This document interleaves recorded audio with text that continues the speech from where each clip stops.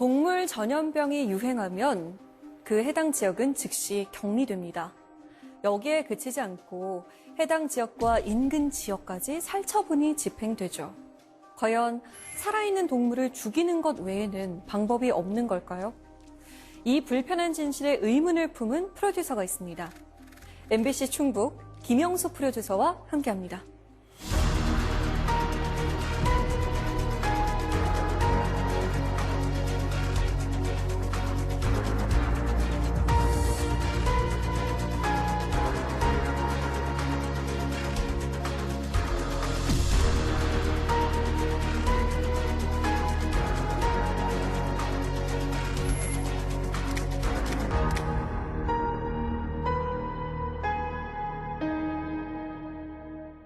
네, 안녕하세요. 반갑습니다. 네, 안녕하세요. 반갑습니다. 네, 연출하신 다큐멘터리 살처분 신화의 종말이 지난해 뉴욕국제영화제, 히스턴 국제영화제에서 수상하셨어요. 좀 늦었지만 정말 축하드립니다. 감사합니다. 네, 이렇게 살처분을 주제로 해서 다큐멘터리를 제작할 생각은 어떻게 하게 되신 거예요? 아무래도 지역에 있다 보니까 그런 농장이라든지 그 농촌 지역을 많이 보게 되잖아요. 근데 그때 이렇게 살처분하는 것들을 보면서 왜 동물한테는 백신을 쓰지 않을까 그런 의문에서 그거를 계속해서 좀 파고 연구하다 보니까 다큐멘터리를 제작하게 됐습니다. 사실 인간과 동물은 감염병의 고통을 계속 함께하게 될 텐데요. 오늘 그것에 대해서 잘 한번 생각해보는 시간이 됐으면 좋겠습니다. 강연 잘 부탁드립니다.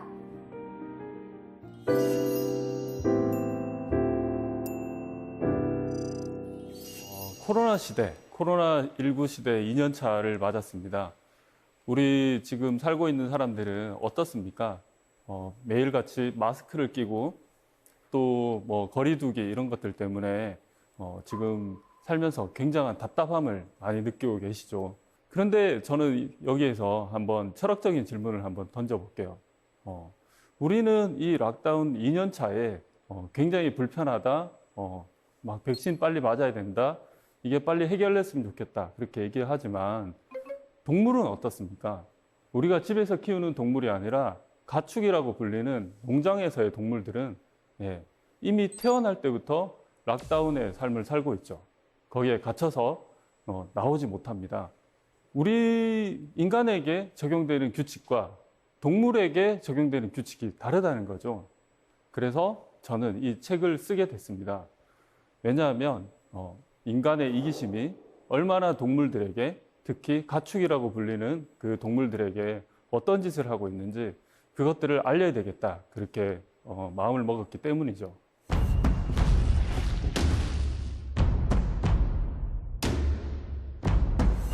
살처분이라고 뉴스에서 많이 들으셨을 거예요. 오늘도 인근 지역에서 예방적 살처분이 진행됐습니다. 엄청난 양의 가금류가 살처분되고 있습니다. 2만여 마리의 돼지가 살처분된 것으로 집계됐습니다. 대부분 뉴스에서 살처분 그렇게 얘기만 하지 이게 어떻게 진행이 되고 혹은 그냥 살처분 하나보다 그렇게 넘어가는 분들이 훨씬 많다는 거죠. 그런데 옆에서 그거를 지켜보기 시작하면 굉장히 잔인하고 정말 막 그 울음소리가 끊이지 않는 그런 정책이 살처분 정책입니다. 지금까지 1억 마리가 넘는 그런 동물들이 살처분이 되고 매년 살처분이 그렇게 이뤄지고 있지만 또 그 이슈는 바이러스가 지나가고 나면 잊혀지고 또 잊혀지고 사람들한테는 계속해서 잊혀지는 이 방역 정책이 살처분입니다.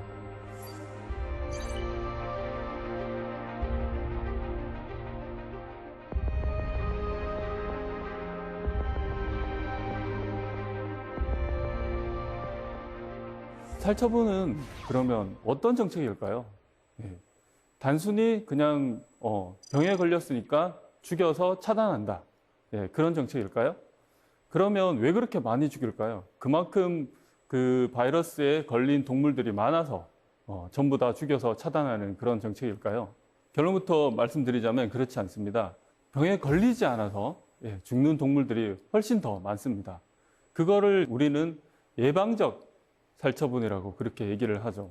즉, 한 농장에서 발병 사례나 바이러스가 검출이 되면 그 농장 주변에 있는 동물들을, 동종의 그 동물들을 다 죽여서 바이러스가 전파되는 것을 막는 게 살처분이라는 방식입니다.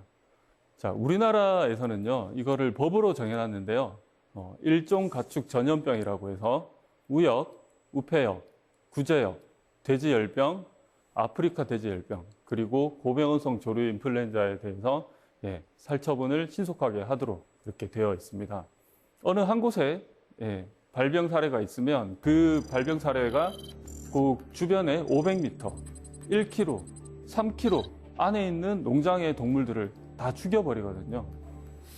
그런데 예방적 살처분이라는 것은 멀쩡한 동물을, 그러니까 아프지 않은 동물을 그냥 퍼지지 않게 하기 위해서 미리 죽인다는 거잖아요.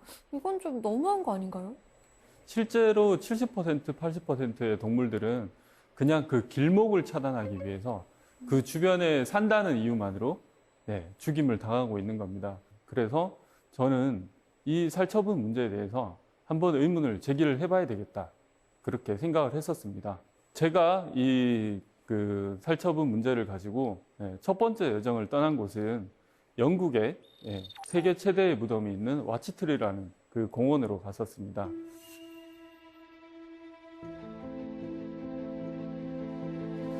이곳은 그 런던에서 북서쪽으로 한 6시간, 8시간 정도 가면 있는 컴브리아라는 그 도시에 있는 공원인데요. 우리가 저곳을 알게 된 거는 2001년도 영국의 사례였습니다. 영국에서도 2001년도에 굉장히 이제 살처분이 많이 일어났습니다. 그때 구제역이 전국적으로 퍼져서 1000만 마리 이상의 살처분이 이루어졌다고 합니다. 구제역이라고 하는 것들은 그 바이러스의 특성상 굽이 있는 그런 동물들이 살처분이 되거든요. 그러면은 우리가 봤을 때 양이라든지 돼지라든지 소라든지 그렇게 축종이 좀 큰 그런 축종들이 살처분이 되는 거죠. 2001년도에 대번 지역에서 이렇게 퍼지고 난 이후에 그 북서부 지방까지 그 바이러스가 퍼지기까지 굉장히 빨리 걸렸습니다. 그러고 난 뒤에 영국 정부에서는 살처분 일변도의 정책으로 이걸 막으려고 했죠. 그 결과 지금 여기에 보이는 저 공원같이 굉장히 이렇게 정리정돈이 잘 된 저런 공원이 생겼습니다. 저 아래에는 50만 마리의 동물의 사체가 묻혀져 있습니다. 자, 세계 최대의 무덤이죠, 이곳이. 이 세계 최대의 무덤이 주는 교훈은 우리한테 뭘까요? 단순히 그냥 50만 마리가 묻혔어? 안 됐네? 그런 게 아니라 그 당시를 생생하게 기억하고 있는 분들을 저희가 만나보니까 하나의 정책으로 그렇게 갔을 때 어떤 대책도 없고 결국은 계속해서 죽일 수밖에 없는, 그러니까 지역 공동체가 붕괴되고 축산 산업이 붕괴되고 이렇게 하더라도 대책이 없더라는 거죠. 만일 저때 영국이 백신 정책을 좀 생각을 하고 있었다면 더 빨리 막을 수 있었겠죠. 그런데 영국이란 나라는 계속해서 백신이 아니라 살처분을 고집하는 그런 나라였습니다. 저 당시에 그 지방에 있던 컴브리아 지역에 있던 농부들이 굉장히 파산을 많이 했고 심지어 어떤 분들은 자살을 많이 했다고 합니다. 왜냐하면 다시 저거를 그 자신의 어떤 산업, 축산 산업을 일으키는데 굉장히 시간이 많이 오래 걸렸거든요. 그리고 저 동네에 있는, 쉽게 얘기해서 그 구지역에 걸릴 수 있는 그런 축종들이 다 죽었기 때문에 그냥 한마디로 말해서 전쟁처럼 황폐화가 된 거예요.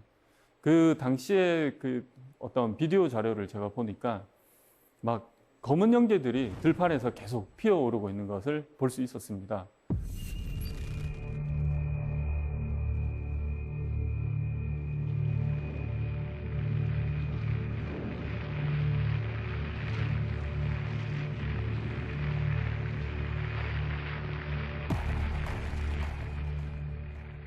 이 살처분이라는 게 도대체 언제부터 시작이 됐을까? 그런 질문을 많이 받습니다. 16세기 정도부터 우역이라고 하는 그 소의 급성 질병이 돌기 시작했는데 그게 18세기에 들어서 유럽 전역에 퍼지게 됩니다. 근데 이 의역이라는 병은 치사율이 80% 이상, 90% 이상 소가 바로 죽어버리는 굉장히 무서운 질병이었습니다.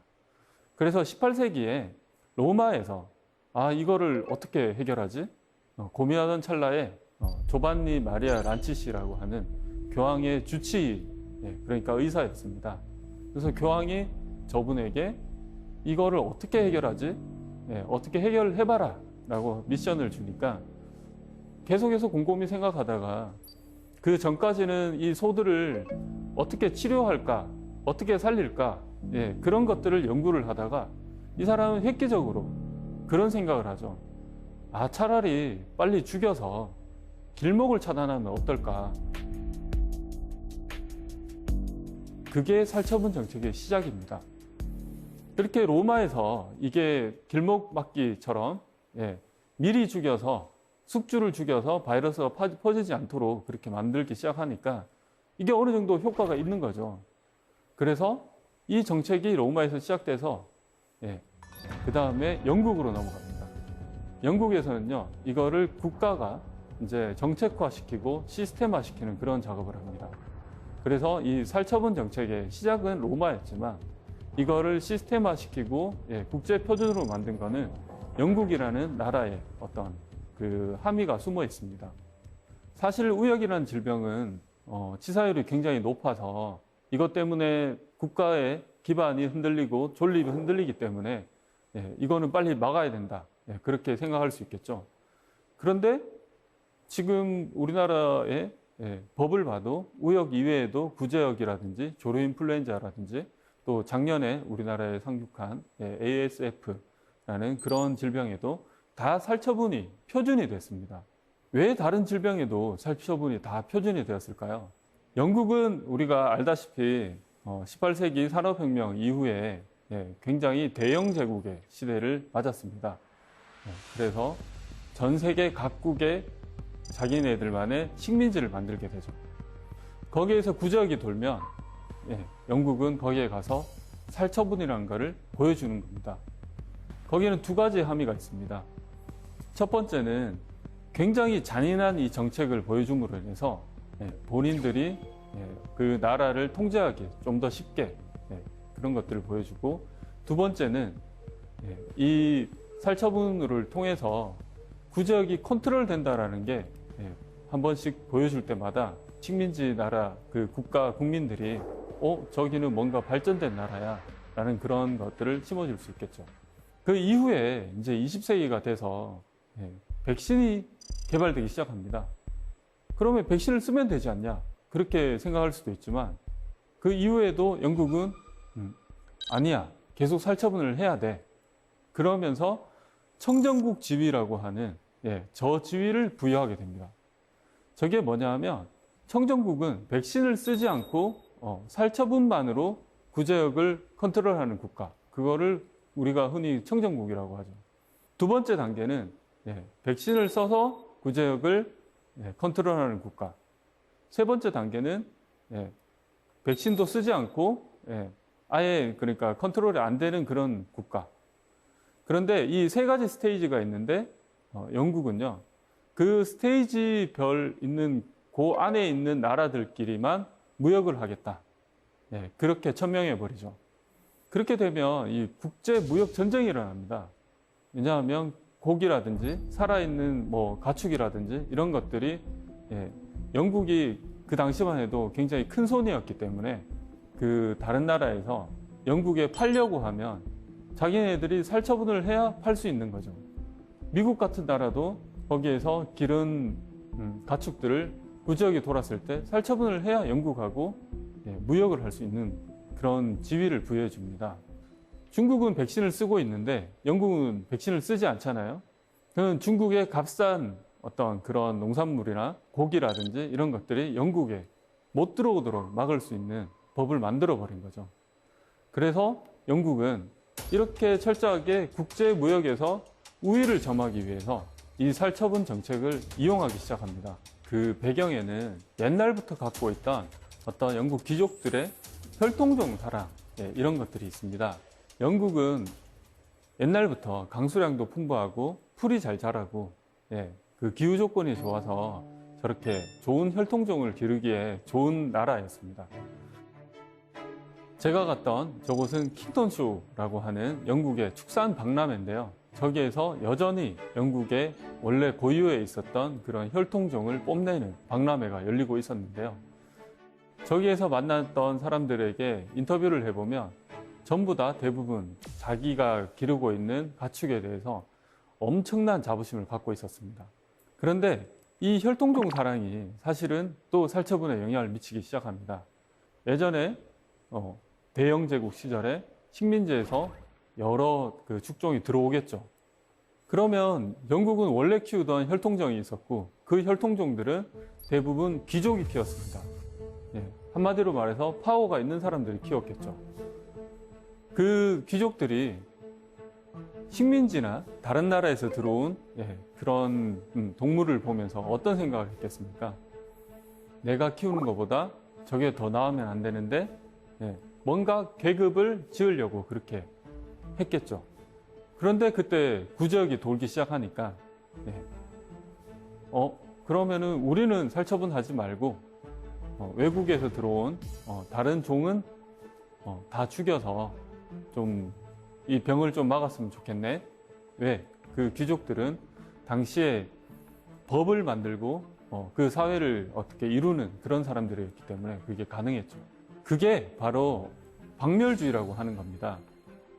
다른 말로 섬나라 마인드라고 또 그렇게 얘기하기도 하는데 외국에서 들어오는 모든 바이러스라든지 뭐 그런 것들을 다 박멸하자, 없애자.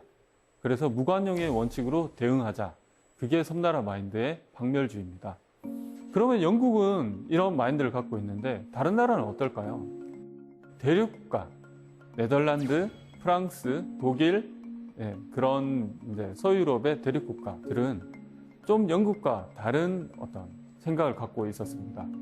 저는 네덜란드를 취재를 갔었는데 지금 보이는 저 농장에 가니까 농부가 굉장히 이렇게 시스템을 잘 만들어 놓고 있더라고요.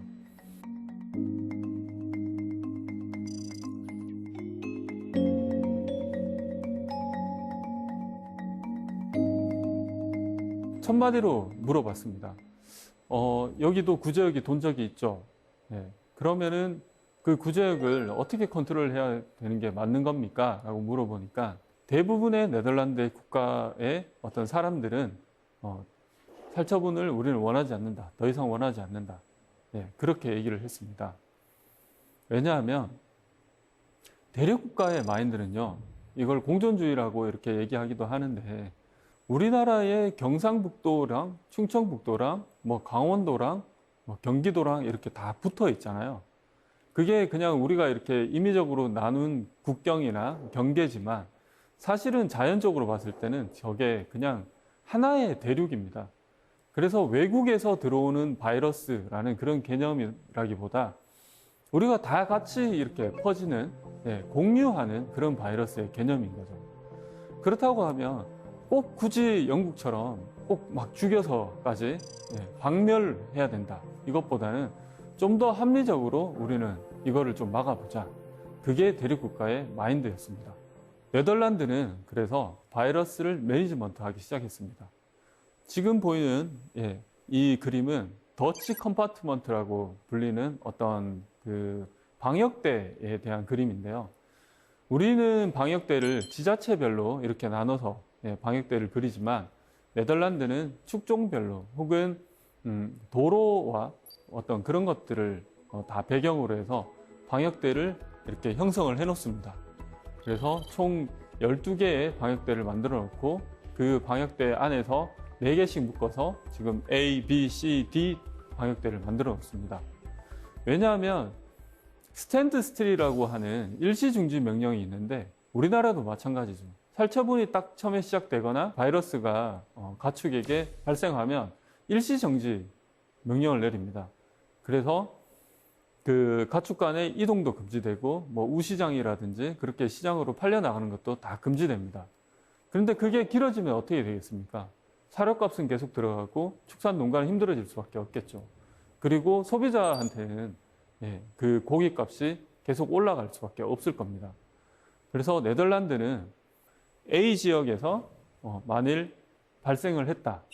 그러면은 B와 C 정도는 조금 완화된 그런 정책을 쓰고 D 지역은 머니까 저기에서는 자유롭게 이동을 가능하게 한다든지 그런 식으로 우리의 어떤 일반도적인 그런 정책과 다른 그런 정책을 펴고 있었습니다. 제가 네덜란드에 가서 더 놀란 점은요. 지금 보이는 이 수석 방역관인데 이분이 구제역 프리, 그러니까 구제역 살처분 프리 선언을 저희랑 인터뷰하면서 했다는 점이죠. 되게 영국에 갔다 와서 아직까지 살처분이 대세구나라고 느꼈는데 네덜란드에서 만난 수석 방역관이 아닙니다. 저희는요 구제역을 더 이상 살처분하지 않겠습니다. 어떻게 그게 가능해요? 디바 백신이라고 해서 감별 백신 같은 것들을 사용해서 딱 뭔가가 발생을 하면 그 혈청형을 파악해서 거기에 딱 맞는 백신을 이틀 내로 공급을 하고 백신을 통해서 더 이상 살처분을 하지 않겠다라고 얘기를 했습니다. 되게 고무적이죠. 그래서 그렇게 그 구제역에 백신을 쓰기 시작하시면 이 EU의 그 협정을 위반하시는 건데 괜찮겠냐? 우리는 그래도 국민이 원하지 않기 때문에 어쩔 수 없이 이렇게 가야 되고 거기에 대한 여러 가지 서류라든지 그런 것들을 다 준비해놨다라고 그렇게 얘기를 했죠.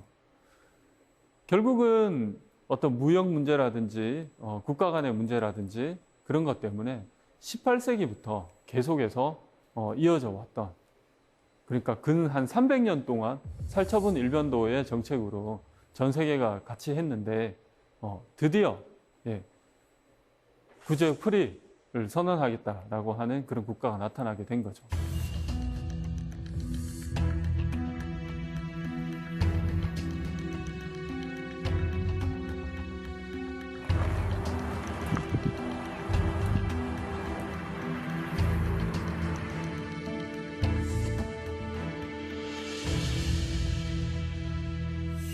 네덜란드처럼 저렇게 고무적인 일이 일어나고 있을 때, 자, 우리나라의 상황을 한번 살펴보죠.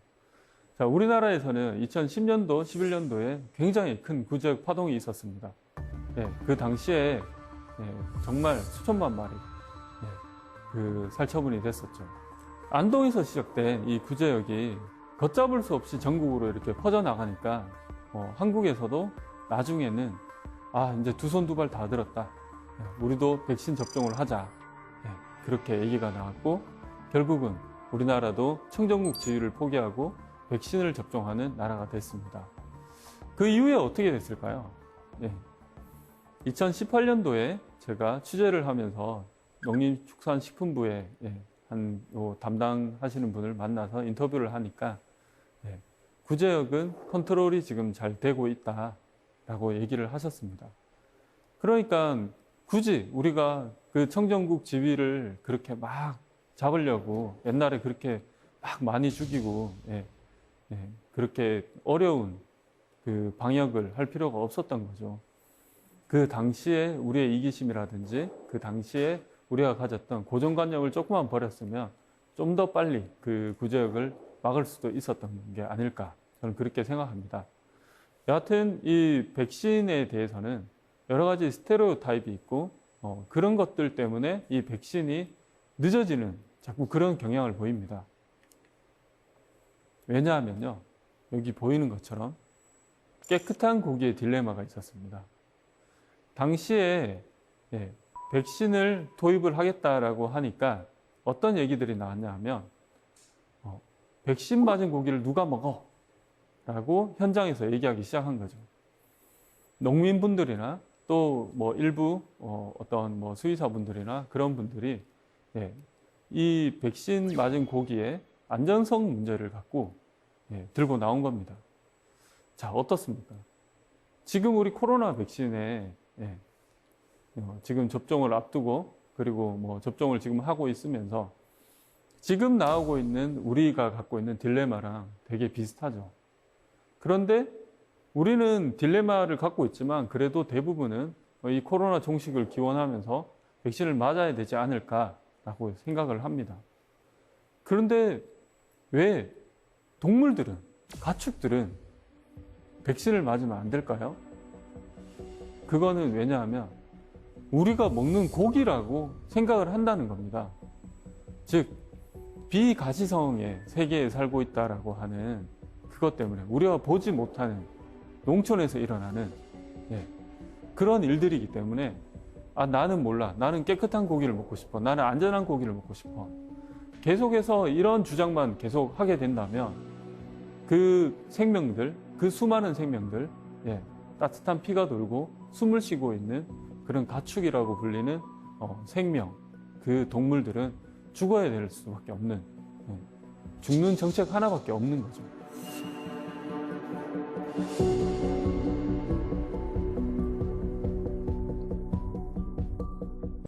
고병원성 조류인플루엔자에 대한 어떤 스테레오타입, 그런 것들이, 오해, 이런 것들이 생기기 시작합니다. 자, 고병원성 조류인플루엔자, 그러면은 살처분만 해야 되나? 그런 질문을 할 수 있습니다.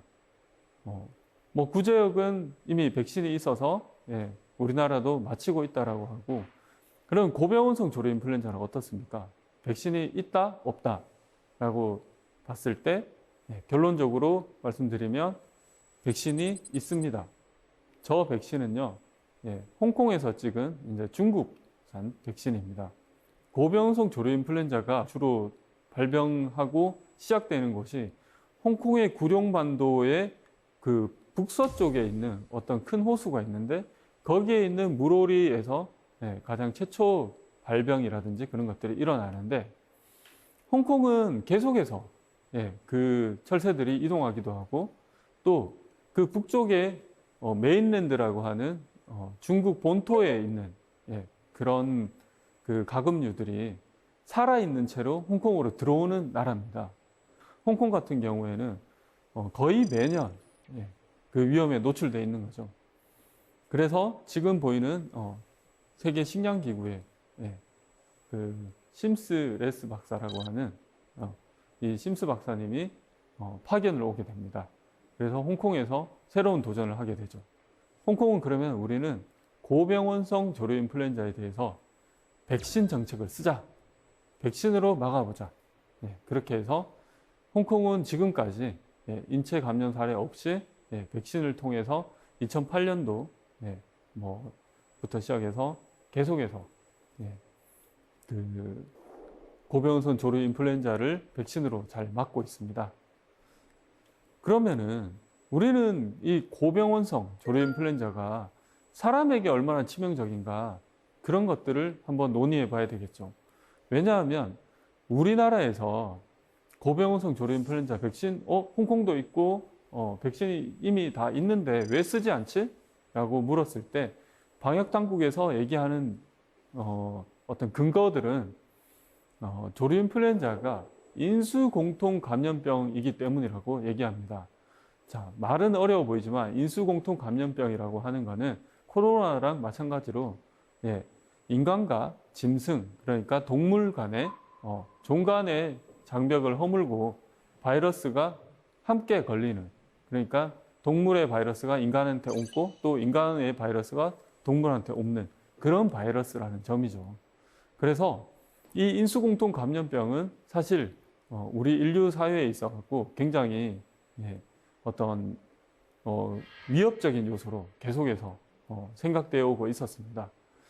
그러면은 고병원성 조류인플루엔자도 인수공통 감염병이네, 되게 위험한 병이네. 그러면은 백신보다 우리가 살처분하는 게 더 깔끔하지 않겠어요? 라고 그렇게 반문해 볼 수 있죠. 자, 고병원성 조류인플루엔자가 얼마나 치명적인 병인가를 알아보겠습니다.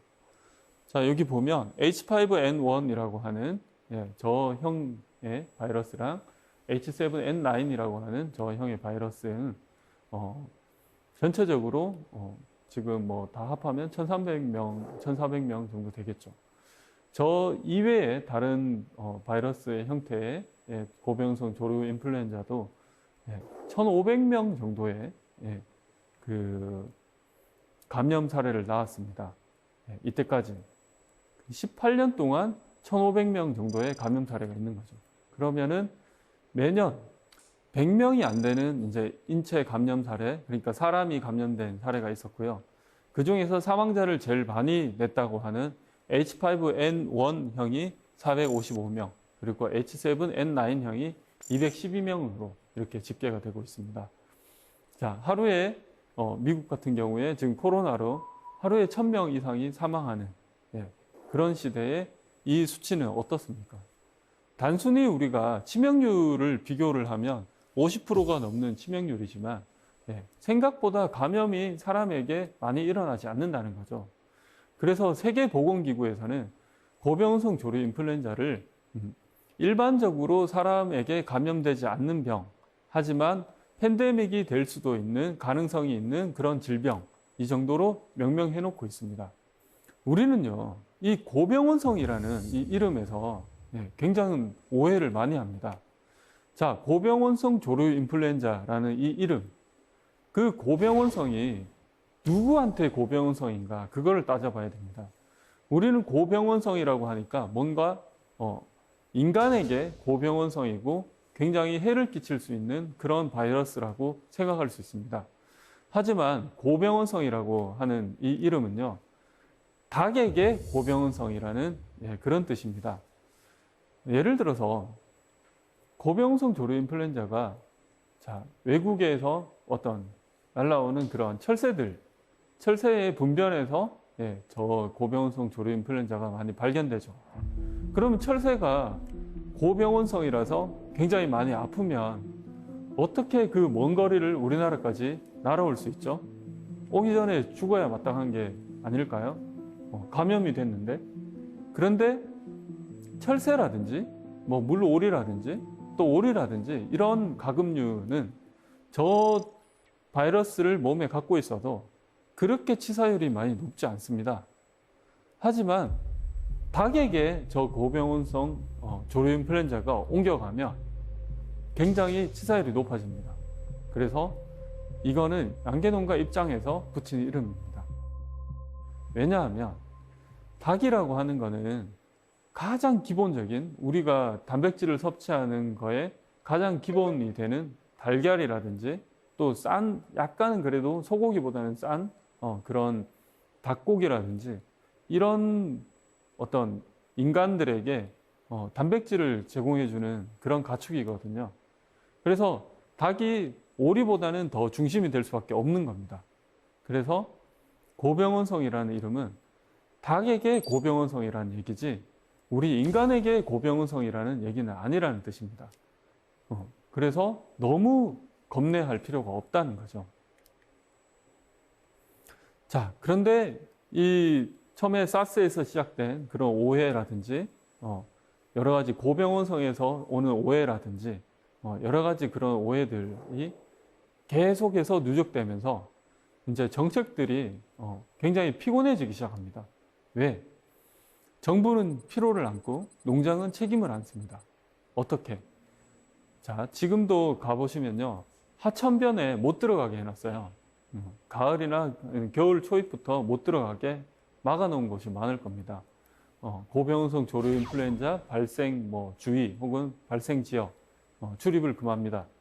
그렇게 하고 그곳을 분무 형태로 어떤 소독약을 계속 뿌리면서 다니고 있죠. 그런데 그 분무 형태의 소독약이 고병원성 조류 인플루엔자를 막는다 혹은 그게 효과가 있다 그런 거에 대한 사실 연구 논문이라든지 그런 결론이라든지 그런 거에 대해서 저는 아직까지 찾아보지 못했습니다. 그렇지만 정부 입장에서는요, 우리 국민들을 지키기 위해서 그 조류 인플루엔자 분변에서 우리가 그걸 많이 잘못 밟아서 또 닭을 키우는 사람을 만났는데 그 사람이 그 똥을 밟게 되고 그 바이러스가 옮겨가고 그런 확률 그런 것조차도 다 떠안아야 되는 게 정부인 거죠. 왜? 국민들이 무서워하니까. 두 번째는 농장은요 더 심합니다. 자, 조류 인플루엔자가 발생하면요 그 농장은 사실 피해자예요. 그런데 모든 책임은 그 사람이 뭔가 잘못한 것처럼 그렇게 떠안고 가는 게 그 지금의 현실입니다. 제가 그 석사 논문을 쓸 때 이 조류 인플루엔자에 관련된 정부와 지자체와 그런 백서라는 게 있는데 그 백서를 분석을 해봤더니 이게 정부에서는 지자체와 농장의 어떤 그 방역이 미흡해서 이렇게 된 것 같다. 그러니까 됐다라고 절대 얘기하지 않습니다. 동물은 말이었기 때문에. 그렇지만 된 것 같다. 그러면 지자체는 어떻게 나올까요? 농장주의 어떤 그 좀 떨어지는 방역 의식 때문에 이게 퍼진 것 같다. 같다라고 이렇게 나오죠. 결국 농장은요, 방역에 대한 책임을 다 안고 본인이 가야 되고, 겨울이 되면 농장주들은 축종을 가릴 게 없이 그 문을 걸어 잠그고 나오지 않습니다. 결국 이렇게 문을 걸어 잠그고 서로 보지 않는다고 하는 거는 농촌 공동체가 다 무너져 버리는 거죠. 우리가 알고 지냈던 농촌에서 서로 뭐 정을 나누고 뭐 만나서 밥을 같이 먹고 인사하고 하는 그런 농촌의 그 따뜻한 그런 공동체들이 무너지기 시작하는 겁니다. 자, 그렇다면 조류 인플루엔자 지금 구제역은 그래도 백신이 나왔다고 했죠. 그래서 그걸로 우리는 컨트롤하고 있다고 합니다. 그럼 고병원성 조류 인플루엔자는 아직도 우리는 살처분 일변도 정책을 쓰고 있습니다. 자, 2020년, 2021년 요 사이에 조류 인플루엔자가 발병을 했죠. 가장 단시간 내에 3천만 마리 이상을 살처분했다고 합니다. 그래서 엄청나게 반발을 많이 했고, 이번에는 정부가 아예 처음부터 3km 이내에 있는 그냥 처음에 500m, 1km, 3km 이렇게 방역대를 형성하는 게 아니고 발병 지역 3km 안에 있는 거를 그냥 빨리 다 죽여 라고 해서 굉장히 논란이 많이 됐습니다. 결국은 농민단체라든지 많은 곳에서 반대를 해서 지금은 조금 그게 완화된 걸로 알고 있습니다.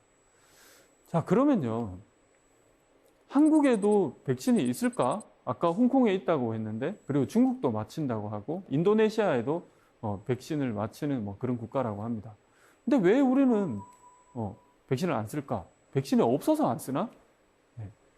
결론부터 말씀드리자면 한국에는요, 항원뱅크라고 해서 여러 가지 고병원성 조류 인플루엔자의 그 여러 형이 있는데, 바이러스 형질이 있는데 그 항원들을 갖고 있는 항원뱅크가 있습니다.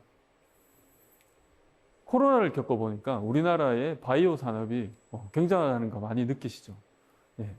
우리는 그런 항원뱅크를 갖고 있으면요, 언제든지 굉장히 빨리 조류 인플루엔자 백신을 제작을 해서 유통을 하고 맞힐 수 있습니다. 그럼에도 불구하고 우리나라에서는 아직까지 백신을 쓰지 않죠. 왜냐하면 가보지 않은 길이기 때문에. 그래서 훨씬 더 고비용인 닭 한 마리를 살처분하는데 거의 한 10,000원 정도가 든다라고 합니다.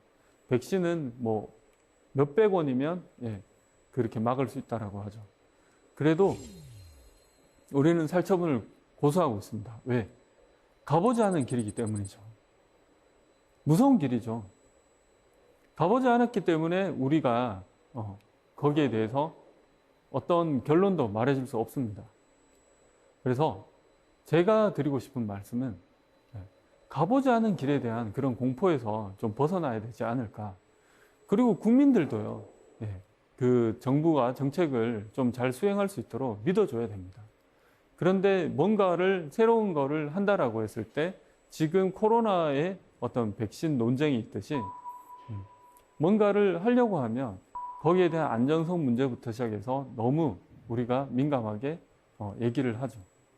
결국은요, 그 민감하게 얘기하는 그 와중에 공포심이 생기게 됩니다.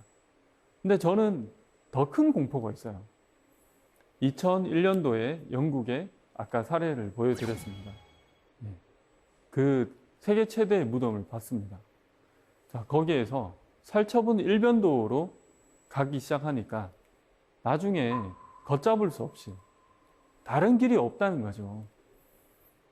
이 바이러스라고 하는 굉장히 불특정하고 우리 눈에 보이지 않는 이런 길을 여러 가지 방식으로, 과학적인 방식으로 대비를 해놓고 그거를 좀 실험해보고 이게 더 좋은지 안 좋은지 그런 것들을 좀 논의를 해봐야 되는데 우리는 여전히 그거에 대해서 너무 깔끔한 길만 가려고 하고 그래서 눈에 보이지도 않고 사람들이 관심도 없으니까 야 그냥 살처분하자. 가장 깔끔한 길이죠. 나중에 이 바이러스가 우리에게 위협으로 다가왔을 때 그때는 어떻게 해야 될까요? 다 살처분할 수 있을까요? 사람한테 옮으면 그러면 어떻게 해야 될까요? 여러 가지 길을 한번 모색해보자. 저는 그런 얘기입니다. 정부라든지 고생하고 있는 그분들이 잘못했다는 얘기가 아닙니다. 오해를 하시면 안 돼요. 다만 그분들이 뭔가 새로운 대안을 한번 제시해 볼 수 있도록 우리도 그 길을 열어줘야 됩니다.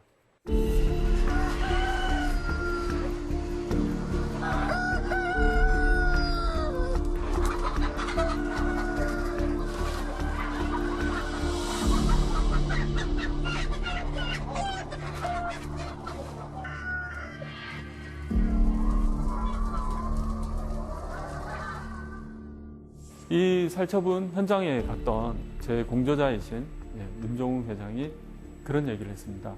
지금 21세기인데요. 살처분 현장 가면요.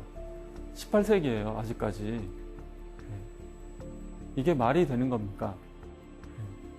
지금 이렇게 스마트폰 쓰고 우리 과학이 이렇게 많이 발전됐는데 거기 가면요. 그냥 18세기예요. 300년 전인지 지금 내가 21세기에 살고 있는지 잘 모르겠어요. 그런 얘기를 하십니다. 그렇죠. 우리가 하나의 방법만 고수하면 300년 전의 방법을 계속해서 쓸 수밖에 없습니다. 자, 코로나 시대 다 겪어봤잖아요. 그러면은 동물에게도 우리는 어떤 마음을 가지고 어떤 방역을 해야 될지 우리가 계속 18세기에 머물러 있는 게 과연 정당한 일일까? 거기에 대해서 한번 의문을 가지고 싶습니다. 그리고 여러분들도 거기에 대해서 생각 한번 해보시길 바랍니다. 긴 시간 강연 들어주셔서 감사합니다.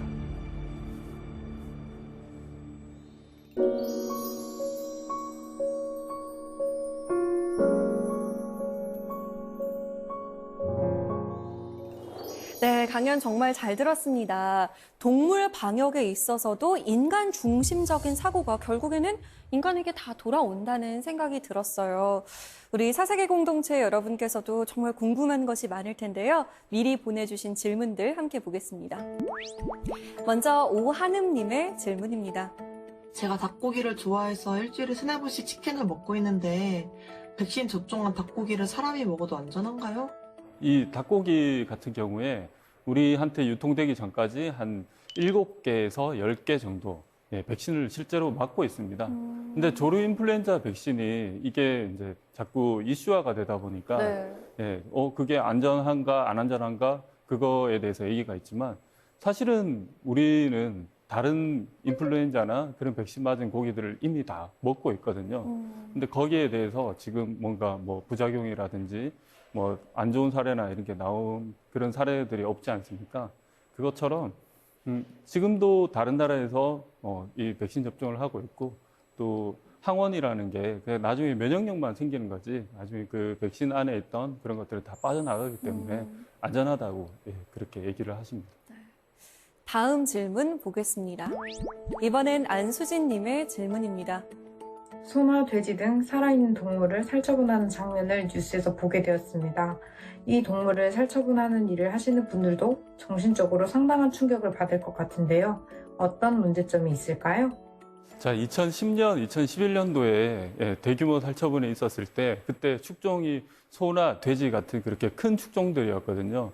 근데 그때 우리가 이제 살처분을 갑자기 하게 되니까 공무원 분들이 투입이 많이 됐어요. 쉽게 얘기해서 일반인들이죠.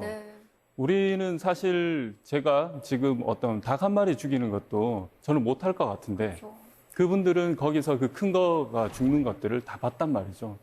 특히 한 사례는 어떤 분이 송아지가 이제 죽는 거를 보고 몇 날 며칠 이렇게 술이 없으면 잠을 못 잘 정도로 힘들었다고 합니다. 요즘에는 그래서 어떻게 하냐면 요즘에는 외주팀이 있습니다. 그분들이 전문적으로 들어가서 살처분을 하고 나오는 그런 식으로 시스템이 바뀌었습니다. 오늘 강연 들으면서 결국 인간은 혼자 살아가는 것이 아니라 동물과 함께, 자연과 함께 살아가는 것인데 너무 인간 중심적으로 살아가고 있는 것은 아닌가, 나도 그랬던 건 아닌가라는 생각이 들었습니다. 오늘 강연 정말 잘 들었습니다. 감사합니다.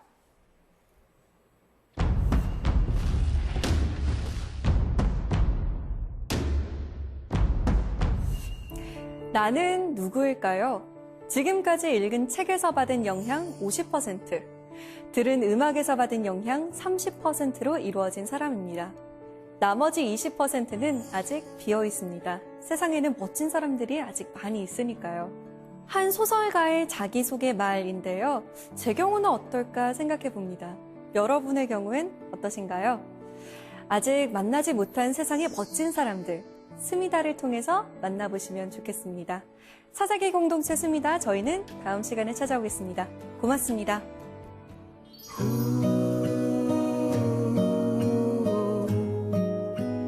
know that you have given your all. Just staying beside me.